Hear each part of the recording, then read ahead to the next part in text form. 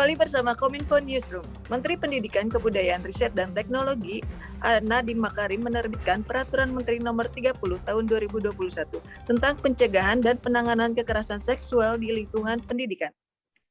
Namun, terobosan ini menuai polemik dari sejumlah pihak karena kecakupan kata tanpa persetujuan.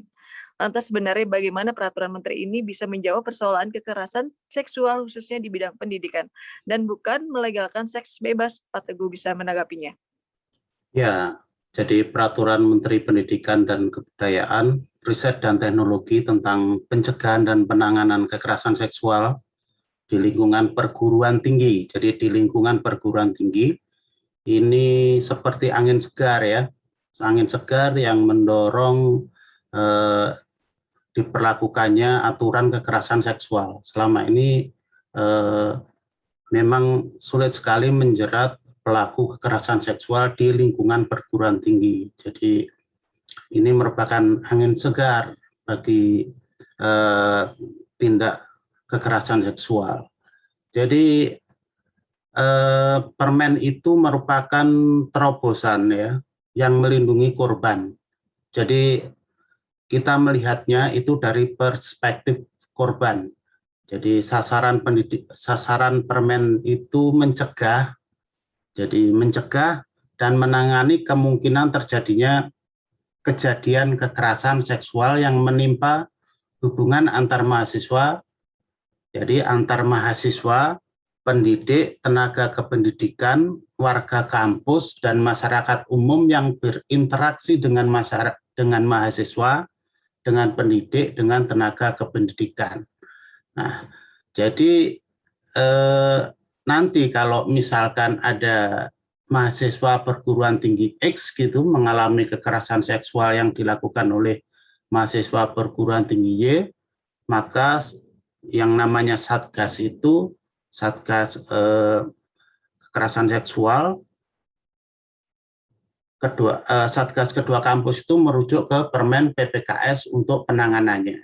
Nah, Permen PPKS ini memerinci bentuk tindakan dengan konsekuensi sanksi administratif, mengakui kemungkinan bentuk kekerasan seksual, dan mengatur langkah-langkah pencegahan guna mengurangi kerugian akibat kasus kekerasan seksual.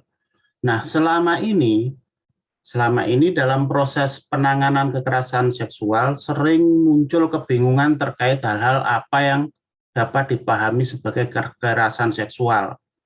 Nah, rendahnya pemahaman ini memang terkait dengan sering menyulitkan proses penanganan kekerasan seksual di lingkungan perguruan tinggi.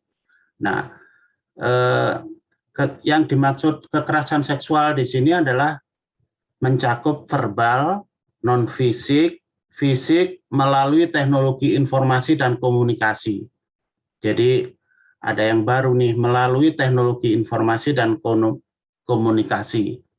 Nah, Menteri Nadiem sendiri, Mas Menteri, menjelaskan bahwa Permen PPKS ini juga menghilangkan, jadi berupaya menghilangkan area abu-abu yang selama ini ada.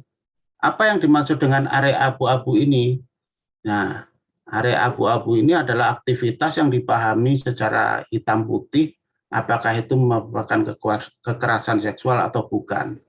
Nah, ini juga persoalan abu-abu ini juga mengenai persetujuan itu. Sejumlah pihak menyatakan bahwa cakupan kata tanpa persetujuan itu merupakan bisa pakai logika terbalik. Berarti kalau tanpa persetujuan, berarti kalau sebaliknya dengan persetujuan berarti boleh dong.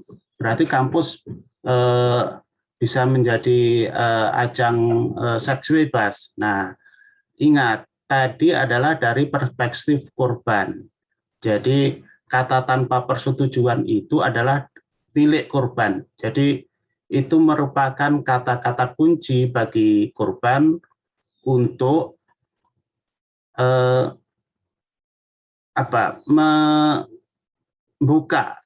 membuka agar korban berani bicara. Terbitnya PPKS ini merupakan pijakan kuat untuk mengadvokasi para korban agar berani bicara. Nah, dalam hal ini maka dalam situasi darurat gitu, darurat kekerasan seksual di lingkungan perguruan tinggi, kekerasan seksual memang paling sulit dibuktikan, tetapi efeknya sangat besar dan berjangka panjang. Nah, sangat besar dan berjangka panjang itu sangat bertentangan dengan kasus Merdeka Belajar, di mana kita harus bebas karena kita harus merdeka dari kekerasan seksual, karena perguruan tinggi ini merupakan batu loncatan ke masa depan yang lebih baik.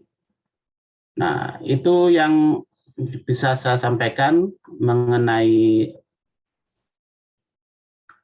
Permen Ristek Disti. Baik Pak Teguh, setuju banget, batu loncatan ya Pak. Lantas apa saja sanksi yang akan diberikan nih Pak bagi pelaku yang diatur dalam permen itu? Serta bagaimana perlindungan terhadap korban dari peraturan tersebut, Pak Thomas, silakan menanggapi Pak. Iya, tadi mungkin kita sudah jelas ya disampaikan Mas Teguh bahwa kata kuncinya di mana gitu ya, ketika apakah ini demi korban atau apakah ini melegalkan tadi ya hubungan tindak asusila gitu. Nah, tapi kita harus kembali bahwa Permendikbud ini adalah sesuatu yang positif karena kita tahu ya hingga saat ini rancangan undang-undang penghapusan kekerasan seksual belum juga disahkan oleh DPR RI.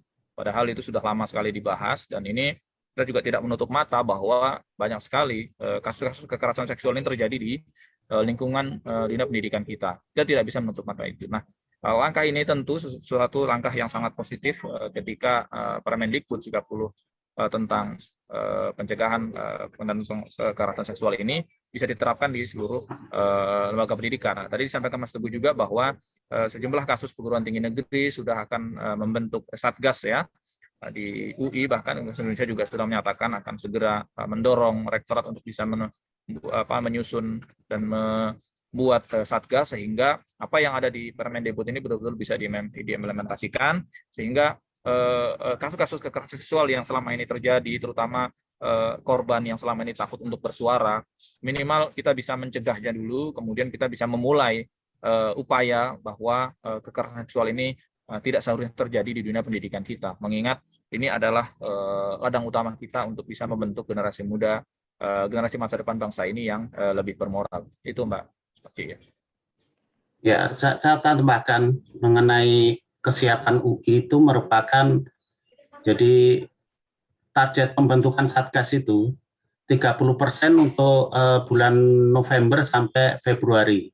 Jadi Februari 2022.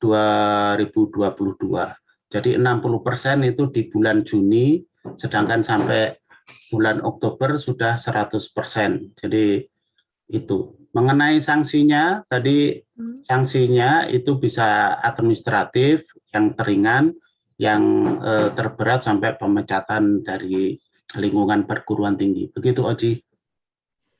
Terima kasih Pak Teguh dan Pak Tomo. Usai jeda berikut ini, Kominfo Newsroom akan hadir dengan informasi lainnya. Tetaplah bersama kami di Kominfo Newsroom.